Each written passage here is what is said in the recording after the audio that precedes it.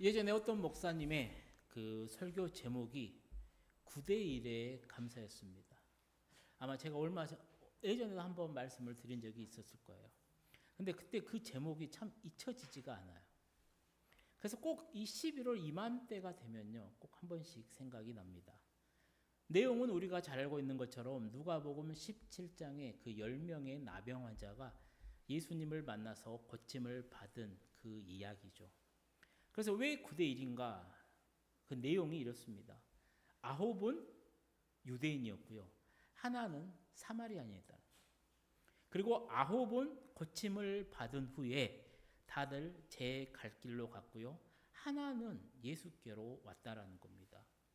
그리고 9은 침묵했고요. 하나는 예수님 앞에 엎드려 영광을 돌렸습니다. 9은 감사하지 않았고요. 하나는 하나님께 감사를 드렸다는 거죠. 그래서 9에 대해서는 믿음에 대한 칭찬이 없었고요. 하나는 내 믿음이 너를 구원하였다라는 칭찬을 받았다라는 겁니다. 예수님께서 그 사마리아 사람을 보고 물으십니다. 10사람이 다 고침을 깨끗함을 받지 않았느냐? 9은 어디로 갔느냐? 감사를 모르는 그 9명에 대한 섭섭함이 이 예수님의 물음에 잘 드러나고 있다는 것이죠. 사랑하는 성도님들, 이 감사에 대한 인색함, 여기 누가복음 17장에 나오는 이 성경 속의 이야기만은 아닐 거라는 겁니다. 오늘날의 많은 성도들에게도요, 똑같다고 봐요. 왜냐하면 오늘 우리들의 입술을 한번 가만히 생각해 보십시오. 감사가 약해졌다라고 부인할 수가 없다라는 겁니다. 어느새 우리가 사는 세상은 이기적이 되었습니다. 자기 중심적이 되었어요. 모든 것이 다 나에게 포커스가 맞춰졌다라는 거예요. 그러다 보니까 주변에 대해서 신경을 안 씁니다. 주변의 고마운 마음이 나에게 맞지 않을 때는 그냥 배척을 해버려요. 그래서 예전에 비해서 타인에 대한 감사라든가 절대자 하나님에 대한 감사가 정말로 부족하다라는 것을 우리가 새삼 깨닫게 된다는 것이죠. 오늘 아침 함께 예배드리는 우리 성도님들의 상태는 어떠십니까? 매사에 감사하고 계십니까? 사랑하는 성도님들, 감사하세요. 이 감사가 참 어려운데요. 이 감사가 바로 예수 안에서 우리를 향하신 하나님의 뜻임을 분명히 깨닫고요. 성도의 본분인 이 감사하는 삶을 사는 우리 성도님들이 되시기를 축복합니다. 그래서 저는 오늘부터 약 3주 동안 추수감사주일까지 감사에 대한 설교를 하려고 해요. 바라기는 이 시간들을 통해서요, 감사를 다짐하고요, 또 감사를 실천하고요, 또 하나님의 뜻을 아름답게 세워나가는 우리 모든 성도님들이 되어지시기를 소망합니다. 오늘은 첫 번째 시간입니다. 그래서 정말로 우리가 신앙생활을 함에 있어서 정말로 기억해야 될 중요한 사실 2가지를 말씀드리려고 해요. 첫 번째는 뭐냐면요, 우리의 삶에서 가장 우선이 되어야 하는 게 바로 이 감사라는 겁니다.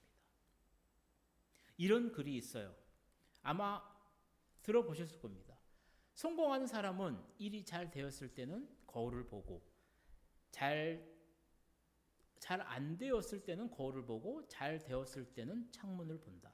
반면 실패하는 사람은 잘 안 되었을 때는 창문을 보고, 잘 되었을 때는 거울을 본다. 라는 말이 있어요. 짐 콜리스라고 하는 작가가요, 정말 아주 예전에 썼어요. 그 기업이 성공하는 8가지 습관인가?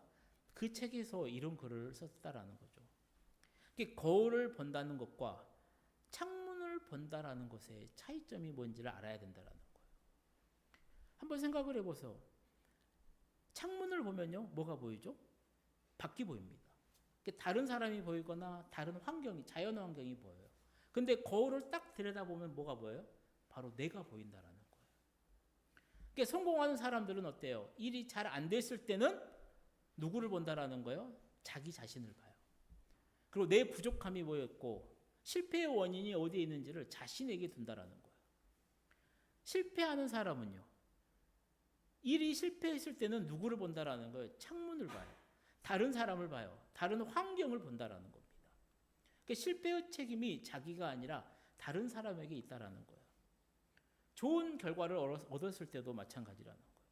성공한 사람은요, 성공의 원인을 창문을 봐요. 다른 사람이라든가 환경을 통해 얻는다라는 거예요. 실패하는 사람은요, 성공의 원인이 거울을 봐요. 내가 잘나서, 내가 잘해서, 나 때문에 성공했다라고 한다라는 겁니다. 짐 콜린스라고 하는 사람이요, 여러 기업을 연구해서 내린 결론이었습니다. 그런데 사실 이거는 너무나도 당연한 말이죠. 한번 생각을 해보세요. 일이 실패를 했는데 제가 책임지겠습니다 라고 하는 사람이 있다고 하면요, 그 사람은 자신의 책임을 자기에게 돌려요. 실패의 책임을. 그래서 내가 무엇이 부족했고 내가 왜 실패했는지를 정말로 연구하고 노력할 거라는 겁니다. 그러면 나에게도 도움이 돼요. 반면에 함께 일에 참여했던 사람들은 어때요? 대표가 저 사람이 모든 책임을 진다라고 해요. 고맙기도 하면서도요, 미안하기도 합니다. 더욱 협조적으로 그 사람을 도와줄 거예요. 그래서 아마 그런 사람은 나중에 더 큰 성공을 하게 될 거라는 겁니다. 근데 만약에 책임을 다른 사람에게 전가하게 되면 어때요? 절대로 스스로 자신을 돌아볼 기회가 생기지가 않아요. 그때부터 그 사람은요, 온갖 변명과 회피만 하게 될 거랍니다. 저 사람이 저것 때문에 그랬어. 나는 이렇게 하자 했는데 저 사람이 그랬어. 아니 나는 이게 맞았는데 뭐 코로나가 왔어. 뭐 전쟁이 났어. 다 환경 탓으로 돌릴 거라는 겁니다. 그렇게 남의 탓만 하는데 누가 좋아하겠냐라는 거예요. 성공하는 사람은요, 간단해요. 다른 사람을 원망하지 않는데요, 책임을 전가하지 않는다라고 합니다.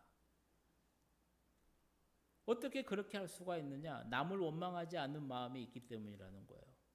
또 일이 잘 됐을 때 다른 사람 덕분이라고 할 수 있는 것도 그 사람 마음속에서는 정말로 감사하는 마음이 있기 때문이라는 거예요. 사랑하는 성도님들, 꼭 기억하십시오. 우리는 일이 잘 되었을 때 감사한다라고 하는데요, 사실은 그 앞에 있어서 먼저 감사가 우리 마음에 있을 때 성공할 수 있게 되더라는 겁니다. 성공보다도 감사가 먼저라는 겁니다. 부자가 되고 싶으세요? 그러면 감사하세요. 감사가 힘이 있어요. 물질의 풍요로움과 사회적인 성공을 끌어들이는 힘이 있다라니까요. 어려운 일이 터졌을 때 문제를 해결할 힘이 감사에 있습니다. 그것을 극복할 능력이 감사에 있다라는 거예요. 건강하고 싶으세요? 감사하세요. 면역 체계를 강화한다랍니다. 마음을 편안하게 한대요. 스트레스를 확 줄여준대요. 이 감사하는 마음이. 행복하게 살고 싶으십니까? 감사하세요. 서양 속담에 이런 속담이 있잖아요. 행복은 언제나 감사의 문으로 들어와서 불행의 문으로 나간다라는 겁니다. 그러니까 내가 지금 감사하면 오늘 내가 있는 그 모든 것들이 다 천국이 됩니다. 그런데 내가 불평을 하기 시작하면요, 내가 있는 모든 것들이 다 지옥으로 변한다라는 거예요. 그래서 행복은 다른 곳에 있는 게 아니에요. 소유에 비례하지 않아요. 행복은 감사에 비례하더라는 겁니다. 오늘 아침 꼭 명심하세요. 감사가 먼저라는 겁니다. 그리고 이 원리는요, 인간 관계에서뿐만이 아니에요. 하나님과의 나와의 관계에서도 당연합니다. 마찬가지예요. 하나님은 원래부터요, 감사와 영광을 받으시기에 합당하신 분이에요. 본질적으로 영광스러운 분이 하나님이시라는 거. 그래서 이 하나님은 항상 우리에게 좋은 것만 주십니다. 항상 좋은 것만 주시는 분인데 어떻게 감사와 찬양을 받지 않을 수가 있어요? 하나님은 마땅히 감사와 찬송을 받으실 만한 분이라는 겁니다. 이게 절대적인 진리라는 거예요. 그런데 실제로는 어때요? 우리가 조금만 일이 안 되면 뭐라고 불평을 해요? 하나님이 어떻게 나에게 이러실 수가 있어? 기도의 응답이 안 돼요. 내가 원했던 전혀 반대의 결과가 내 삶의 자리에 딱 나타나요. 정말 이거 원하지 않는데, 아니 이게 나에게 있으면 안 되는데, 그럴 때 사람들이 뭐라고 그래요? 왜 하나님 나에게 이러십니까? 하나님 제 기도 들으세요. 아니, 하나님은 있습니까? 라는 말도 해요. 사랑하는 성도님들, 우리가 반드시 알아야 될 것 중에 하나가, 왜 하나님은 우리에게 감사하라, 너희 감사하면서 살아라고 명령했냐라는 거죠. 그 이유는 다른 게 아니에요.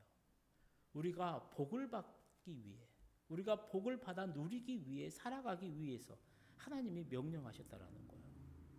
이게 무슨 말이냐면, 우리가 하나님을 원망하면 원망할수록요, 우리는 복에서 달아납니다. 반대로 우리가 모든 일에 감사할 때, 범사에 감사할 때 하나님에게 좋은 것이 아니라 바로 내가 복을 받게 된다는 거예요.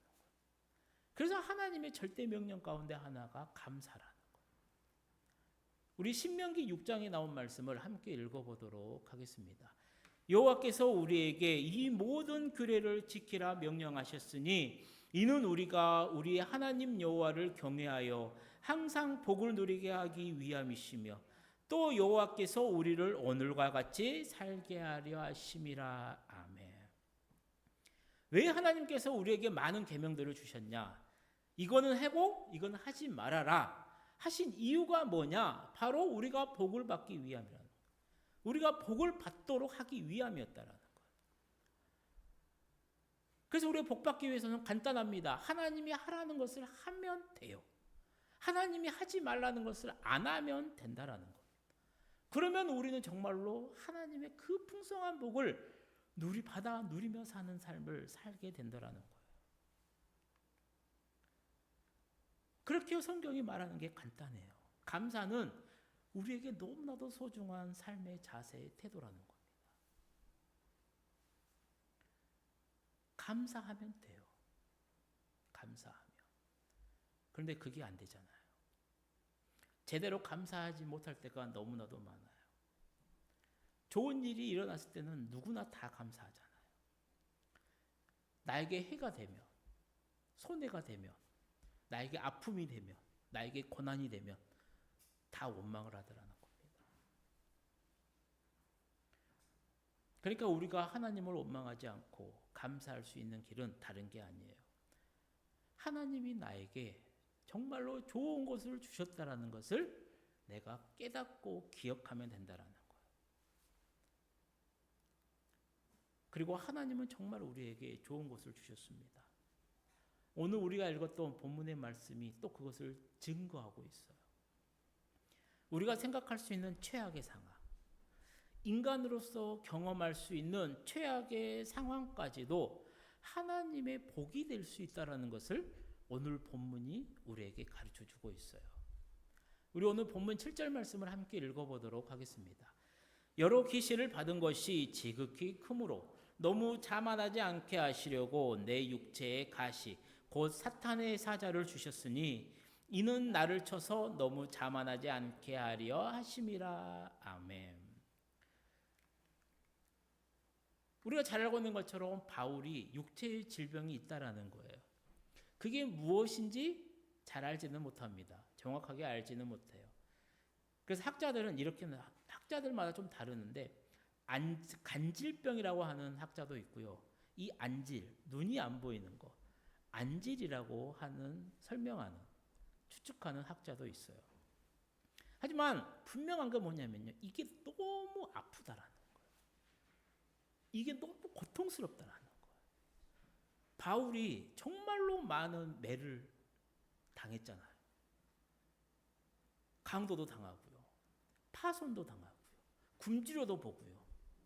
근데 이 질병이 진짜로 아팠나 봐요. 그래서 바울이 뭐라 하냐면 사탄의 사자라고까지 할 정도로 부를 정도로 자신에게 최악의 상황이었어요. 그래서 바울이 생각했던 게 뭐냐면 당연히 이 병이 낫는 게 하나님의 뜻이다라고 생각을 했을 겁니다. 생각을 해보세요. 바울은 누구냐면요, 이방인의 선교사예요. 여러 군데를 돌아다니면서 하나님의 복음을 증거하고 예수를 증거하고 교회를 세우고, 이게 이 바울에게 맡겨진 사명이라는 거예요. 그럼 바울이 건강해야 되잖아요. 그건 당연하잖아요. 그러니까 바울 또한 이 병이 나에게서 낫는 게 하나님의 뜻일 거라고 생각을 했을 겁니다. 그래서 바울이 어떻게 해요? 오늘 본문 8절 말씀 함께 읽어볼까요? 이것이 내게서 떠나가게 하기 위하여 내가 3번 주께 간구하였더니 아멘. 그러니까 바울이 뭐 했다라는 거예요? 3번 기도했다라는 겁니다. 우리가 잠깐 식기도하는 게 아니에요. 하나님 너무 아파요. 이것 좀 떠나게 낫게 해주세요. 이렇게 기도한 게 아니에요. 3번 기도했다라는 것은 하나님한테 3번 간구했다라고 하는 것은 뭐냐면 자신의 생명을 걸고요. 금식 기도를 했던가 아니면 처절한 철학 기도를 했던가 그 기도를 3번이나 드렸다라는 거예요. 그리고 아마 이 기도를 했었을 때요. 바울은 자신의 병이 나을 거라고 생각했을지도 몰라요. 왜냐하면 바울이 얼마나 대단한 사람이에요. 바울이 가는 곳마다 귀신이 썰어나요. 손수건만 스쳐도요. 나아요. 손만 대어도 나아요. 심지어 설교할 때요. 듣다가 졸아서 떨어져 죽은 유도고라는 청년도 살려낸 사람이 바로 이 바울입니다. 당연히 나을 거라고 생각했을지도 몰라요. 3번이나 기도합니다. 그런데 병이 낫지가 않아요. 오히려 하나님이 그에게 알려주시는 게 무엇이냐. 하나님의 음성을 듣고 바울이 이렇게 깨닫잖아요. 우리 오늘 본문 9절에서 10절 말씀 함께 읽어보겠습니다. 나에게 이르시기를 내 은혜가 내게 족하도다. 이는 내 능력이 약한 데서 온전하여 짐이라 하신지라. 그러므로 도리어 크게 기뻐함으로 나의 여러 약한 것들에 대하여 자랑하리니 이는 그리스도의 능력이 내게 머물게 하려 함이라. 그러므로 내가 그리스도를 위하여 약한 것들과 능욕과 궁핍과 박해와 권고를 기뻐하노니 이는 내가 약한 그때 강함이라. 아멘. 하나님 낫게 해주세요 라는 이 바울의 기도에 주님의 응답이 뭐예요? 내 은혜가 내게 족하다라는 거예요. 이걸 직역을 하면 뭐냐면 내가 내게 베풀어준 은혜와 사랑은 이미 충분하다라는 거예요. 야, 너 지금까지 받은 걸로 충분하다라는 겁니다. 바울의 간절한 기도에 하나님의 응답이 이거였어요. 그리고 이 기도의 응답은 우리에게 정말로 중요한 사실을 알려줍니다. 하나님이 어떤 분이시냐라는 거예요. 세상의 모든 것을 주관하시고요. 그 모든 것들이 우리에게 유리하도록 이끌어 주시는 분이 하나님이시라는 거예요. 심지어 어디까지요? 정말로 최악이라고 할 수 있는 사탄의 사자라고까지도 우리를 해치려고 하는 그것까지도요. 우리에게 해가 되지 않도록 막아주시는 분이 하나님이시라는 거예요. 마귀가 우리를 넘어뜨리려고 우리를 잡아먹고 삼키려고 해도요. 아니 그 괴로움을 도리어 복으로 바꾸어 주시는 분이 바로 하나님이시라는 거예요.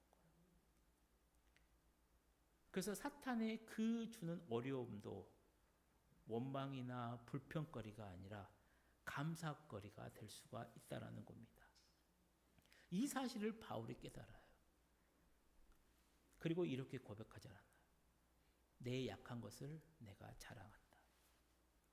보통 사람들은 어때요? 좋은 것을 자랑합니다. 좋은 옷을 사면 자랑하고요. 좋은 차를 사면 자랑해요. 은근슬쩍 좋은 게 있으면 사진 찍어서 요즘은 올립니다. 자신의 약한 것을요 자랑한 사람은 극히 드물어요. 바울은요 자신의 연약함을 자랑합니다. 생각해 보세요. 바울이 가지고 있던 육체의 질병이 간질이면 어떻게 될 것 같아요? 실제로 관절병이면요 그냥 쓰러집니다. 경련을 일으켜 입에 거품을 물고 그냥 쓰러져 버립니다. 하나님의 말씀을 전하는 가운데 수많은 사람들을 모아놓고 긴장을 해버려요. 어버버해서 간질 거품 물고 쓰러지면요 사람들의 은혜가 되겠어요. 야, 하나님을 믿는 사람이 저런데, 하나님의 복음을 증거한 사람이 저런데 하나님이 있겠냐라고. 아니, 죄부터 먼저 고치지 왜 안 하겠냐라는 거. 만약에 바울이 안질이면 어떨 것 같아요? 잘 보이지가 않아요. 익숙한 곳은 잘 다니겠죠. 근데 처음 가본 곳에서요 말씀을 전해야 된대요. 사람들이 있는 걸 보지 않고요. 벽을 보고 봐요. 사람이 없는 것을 향해서 엉뚱한 것을 향해서 예수님의 말씀을 증거하고 있다고 생각을 해봐요. 누가 그게 하나님의 복음에 참 잘한다라고 생각할 수 있겠냐라고요. 저렇게 어떻게 하나님의 말씀을 전하겠냐라고 생각하잖아요. 근데 바울이 뭐라 그래요? 내 약한 것을 자랑한다라고.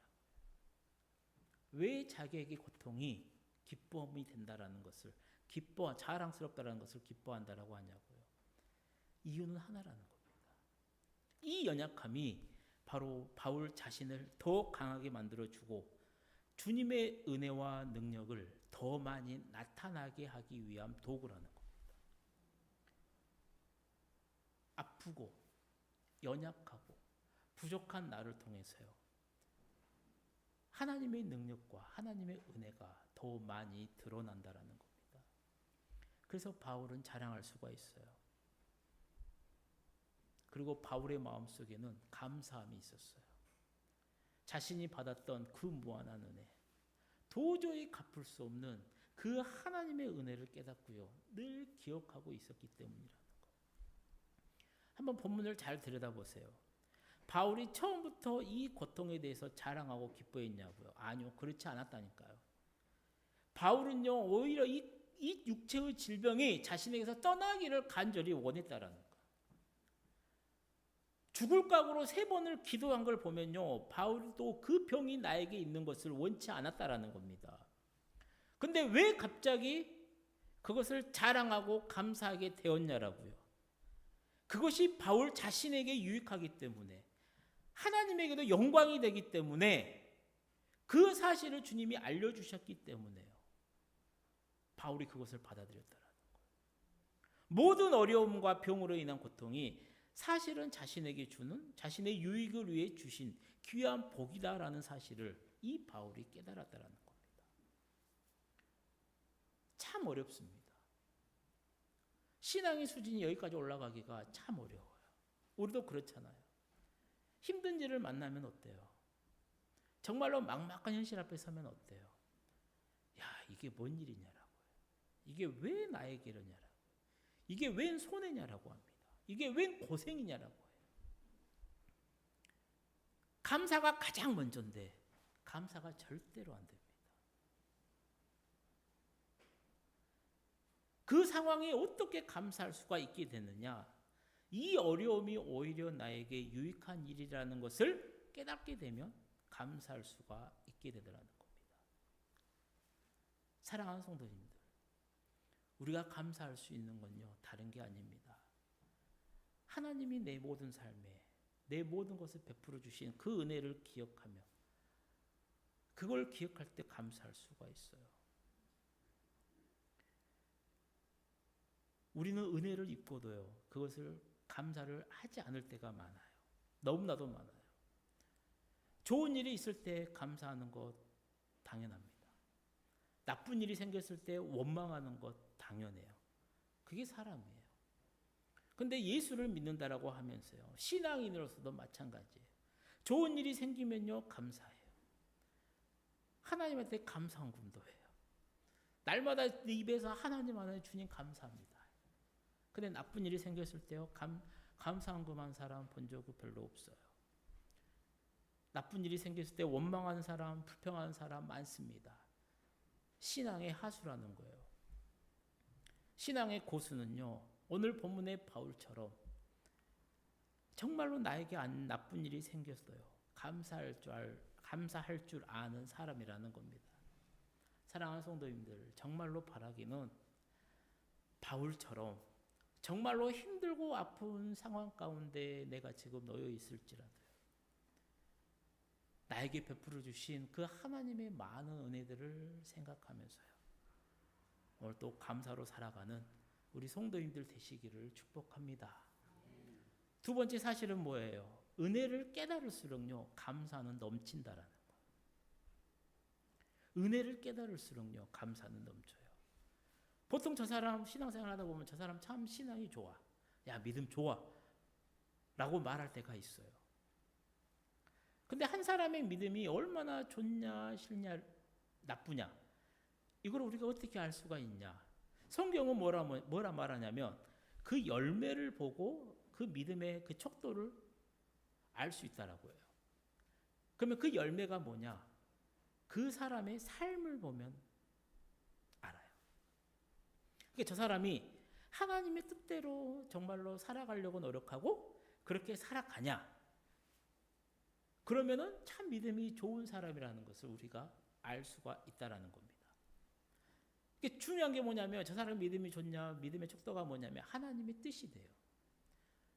내가 하나님의 뜻대로 살아가고 있느냐, 하나님이 나를 향한 하나님의 뜻이 무엇이냐, 성경은 분명하게 말을 합니다. 우리 데살로니가전서 5장 16절에서 18절 함께 읽어보도록 하겠습니다. 항상 기뻐하라, 쉬지 말고 기도하라, 범사에 감사하라. 이것이 그리스도 예수 안에서 너희를 향하신 하나님의 뜻이니라. 아멘. 하나님의 뜻이 뭔지 궁금하다 그래요, 많은 사람들이.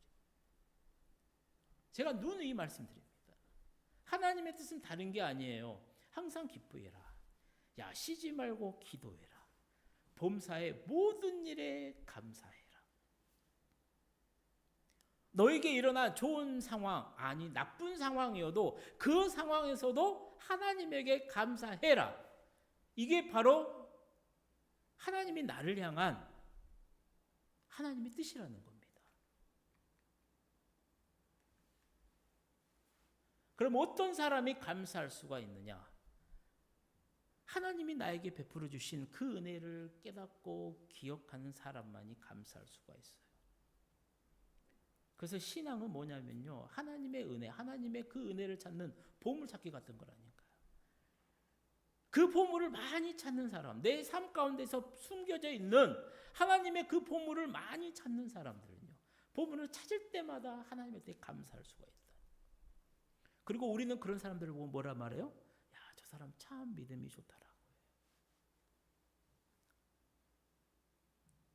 그래서 곰곰이 생각을 해봐요. 내 삶에 베풀어 주신 은혜가 뭘까? 감사의 제목이 뭐가 있을까? 별로 없어요. 좋은 집도 없고, 좋은 차도 없고, 돈도 별로 없고, 건강도 나쁘고, 좋은 학교도 아니고. 야, 이런 상황이면 내가 감사하기가 참 힘들지 않을까?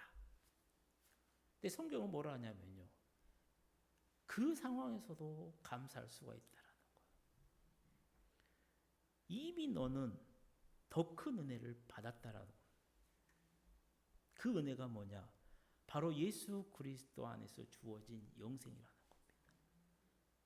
비록 내가 지금은 아프고 어렵고 힘들게 살아가더라도요, 이미 나에게는 내가 예수를 믿음으로 영생이 주어졌다라는 거예요.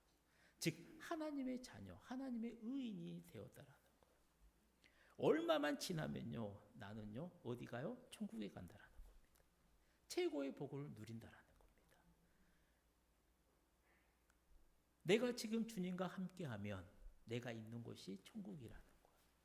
그러니 그것을 깨닫는 사람은요, 어떤 환경 가운데서도요 감사할 수가 있어요.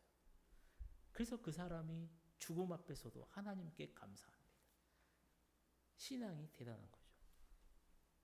사랑하는 성도님들, 감사할 수 없는 상황 가운데서 감사하는 것, 그게 바로 영적 실력이고요. 이것이 바로 믿음이라는 겁니다. 지금까지 바울은요, 구원의 은혜에 대해서 감사했어요. 자기에게 있는 병에 대해서는요, 감사하지 못했습니다. 이 병은 자랑거리도 아니에요. 기쁨도 아닙니다. 남에게 보여지는 나의 정말로 수치예요. 빨리 없어지기를 바라는 겁니다. 그래서 육체의 가시예요. 아니요, 너무나도 아프고요, 끔찍해요. 뭐라고 말하냐면 사탄의 사자라고까지도 바울이 이야기를 해요. 이 병 자체는요, 자신에게 절대로 감사의 조건이 아니었습니다. 다만 병이 있어도요, 다른 은혜가 너무나 크기 때문에 그 병이 있음에도 불구하고 감사해요. 이것도 정말로 훌륭한 믿음이라고 봐요. 근데 바울은요, 오늘 본문을 보게 되면 거기서 한 단계를 더 나아갑니다. 주님의 응답을 받아요. 한번 생각을 해보세요. 얼마나 서운했을까? 하나님을 향한 그 정말로 그 신실한 마음으로요. 내 모든 것을 다 쏟았습니다. 다 드렸어요. 그 고생을 하면서 주님의 복음을 증거하며 지금까지 살아왔어요. 정말로 근데 내 육체가 아파요. 이거 좀 낫게 해달라는 거예요. 당연히 낫게 해줄 줄 알았죠. 근데 주님의 응답이 그게 아니에요. 내가 생각한 것과 정반대의 상황이 내 현실 가운데서 딱 벌어졌어요. 충분히 원망하고 불평하고 하나님에 대해 서운한 마음을 드러내도요. 아마 뭐 그럴 수 있어. 이제 잘하면 되지. 할 수 있는 그런 상황이라니까요. 내가 정말로 열심히 기도했는데 내 기도한 대로 되지 않으면 얼마나 서운함이 생깁니까? 주님의 응답이 뭐였을까? 뭐를 기대했을까? 야, 그래, 내가 네 병 고쳐줄게. 넌 너무 훌륭하다. 내 말을 잘 듣는 훌륭한 종이다. 그러니 내가 당연히 고쳐줘야지. 그런데 완전히 다른 말씀을 하세요. 정말로 생각하지도 못했던 말씀을 주십니다. 아파서 낫게 해주라 했는데요. 예수님이 주신 응답이 뭐예요? 내 은혜가 내게 족하다라는 거예요. 내 능력은 네가 약한 데서 완전하게 된다라는 거예요. 이게 무슨 말이냐면 이게 바울의 병 자체가 축복이다라는 겁니다. 이 인생의 정말로 어려운 문제, 도저히 해결이 안 된 이 문제, 정말로 아파서요. 웬만한 건 참아보겠는데 야, 이건 너무 아프네 하는 그 육체의 아픔이요. 오히려 바울 너에게 축복이었다라는 거예요. 이것 때문에 하나님의 능력이 나왔다고. 이 응답을 주시는 거예요. 바울이 그것을 깨달아요. 내 연약함에서 와, 하나님의 능력이 강해지는 거예요. 바울이 어떻게 해요? 자기의 모든 약한 것들을 기뻐하기 시작합니다. 자랑해요. 이렇게 고백을 합니다. 우리 세번역 성경으로 다시 한번 읽어보겠습니다. 그러나 주님께서는 내게 이렇게 말씀하셨습니다. 내 은혜가 내게 족하다. 내 능력은 약한 데서 완전하게 된다. 그러므로 그리스도의 능력이 내게 머물리게 하기 위하여 나는 더욱더 기쁜 마음으로 내 약점들을 자랑하려고 합니다. 그러므로 나는 그리스도를 위하여 병약함과 모욕과 궁핍과 박해와 곤란을 겪는 것을 기뻐합니다. 내가 약할 그때에 오히려 내가 강하기 때문입니다. 아멘. 바울은요, 놀랍게도 약한 것 때문에 감사해요. 약한 것 자체를 주님 안에서 기뻐하고 자랑하며 감사했습니다.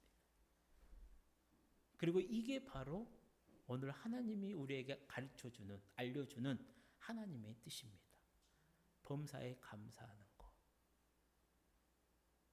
이런 사람이 어떻게 하나님의 복을 받지 않을 수 있겠냐라는 거예요.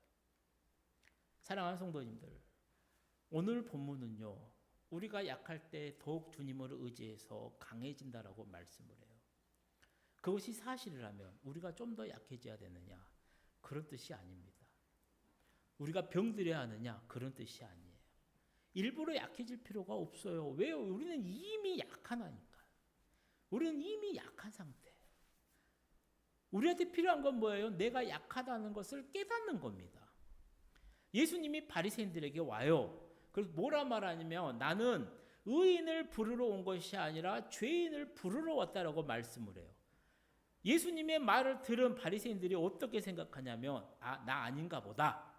왜? 나는 하나님의 율법을 잘 지키고 교회 잘 다니고 헌금 많이 하고 교회 일 많이 하니까 나는 아닌가 보다. 저놈인가 보다라고 생각을 해요. 근데 예수님의 뜻은 뭐예요? 아니에요. 너도 마찬가지로 죄인이라는 거예요. 세상에는 두 가지의 죄인이 있다라는 거예요. 내가 죄인인 것을 깨닫는 죄인이 있고 내가 죄인인 것을 깨닫지 못하는 죄인이 있다라는 거예요. 그래서 예수님은 세상 모든 사람들을 위해 왔다라는 거예요. 우리도 마찬가지라는 겁니다. 나는 의인인데 일부러라도 죄를 지어서 내가 죄인이 되어야 하느냐? 절대 그런 수고하지 마세요. 그냥 여러분들은 그냥 그 자체로 죄인일 겁니다. 지금 우리가 해야 될 것은 내가 죄인이라는 것을 깨닫는 거예요. 마찬가지로 내가 약하다는 것을 깨닫고 인정하는 것이 중요해요. 내가 약하다는 깨달으면 어떻게 되는지 아십니까? 아이들이 누구를 의지해요? 깐나이들이 누구를 의지해요? 자기 부모입니다. 엄마 아빠예요. 왜요? 나는 약하니까. 엄마 아빠가 나를 보호해 주겠지. 애들에게는 엄마 아빠만 부모만 있으면 돼요. 마찬가지예요. 내가 신앙생활 하는 내내 내가 약한 것을 깨달으면요, 나는요 주님을 붙들게 되어 있습니다. 그리고 주님을 붙듦으로 인해서요, 내가 아니라 하나님 때문에 나는 강해진다라는 겁니다. 그리고 이 중요한 사실을 내가 분명하게 깨달았고요, 내 삶의 자리에서 실천해 나갈 때 좋은 게 뭔지 아세요? 오늘 본문 설교의 주제라니까요. 감사가 많아진다라는 겁니다. 내 힘이 강했을 때, 내 능력이 모든 게 다 나 때문일 때는요, 절대로 감사하지 않습니다. 내가 했다라는 거예요. 내 힘이 있어서, 내 능력이 좋아서, 내가 가진 게 많아서 내가 다 했다라고 합니다. 그런데 내가 약하고 내가 연약하고 내가 부족함이 많은 사람이라 깨달았을 때요, 나에게 감사할 일이 생기면요, 이건 절대로 내 입으로 한 게 아니라는 거예요. 그래서 더욱 하나님 앞으로 나아갑니다. 더욱 하나님을 찾아요. 더욱 하나님 앞에 무릎을 꿇습니다. 그래서 모든 일에 하나님께 감사를 드릴 수가 있게 되더라는 것이죠.